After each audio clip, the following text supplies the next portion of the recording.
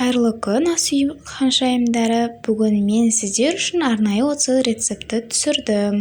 Өз формасын сақтайтын, әрі тез дайын болатын дәмді бауырдан жасалған котлеттермен отбасыңызды қуантқыңыз келсе, онда видеоны соңына дейін қарап үйреніп алыңыздар. Ол үшін бізге 400-500 грамм тартылған бауыр және 1 дана пияз қажет. Дәміне қарай тұз қосыңыздар. Содан кейін 1 ас қасық ұн қосамыз. Және осындай күріш ботқасы, егер бұқтырылған болса 4 ас қасық, бұқтырылмаған болса 2 ас қасық қосыңыздар. Кейін суда бұқтырылған нанды судан сүзіп алып қосамыз. Барлығын жақсылап араластырамыз біркелкі болғанға дейін. Егер де сұйық болып жатса, онда ұн қоссаңыздар болады. Дәміне қарай бұрыш қосамыз. Ұнды көп қоспаңыздар, себебі қатты болып қалуы мүмкін. Енді барлығының басы жақсы бірігіп тұру үшін 1 жұмыртқа қосамыз.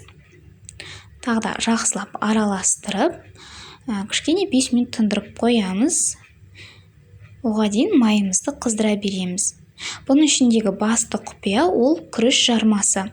Егер ол суда немесе сүтте бұқтырылған болса 4 ас қасық қосыңыздар болады. Ал егер де бұқтырылмаған құрақ күйінде болса 2 ас қасық қосыңыздар және 20-30 минуттай сіңуіне көмектесіңіздер.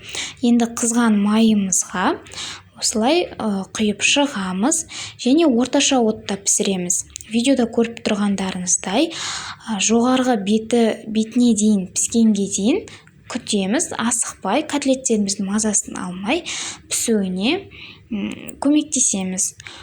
Одан кейін екінші жағына аударамыз.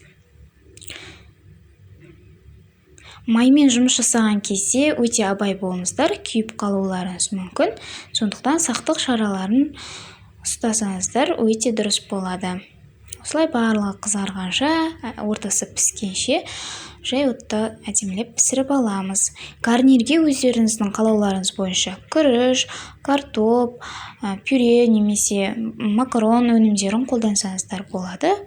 Дәл осы рецептпен жасау арқылы сіздерде мен бірінші жасағаннан өте сәтті шығатынына сенімдімін. Өйткені осының алдында әртүрлі рецепттермен жасаған кезімде менде сәтсіздіктер болған, ағып кету, формасын ұстамау, көтерілмеу деген сияқты. Ал осы жолы ұятқа қалдырмайды.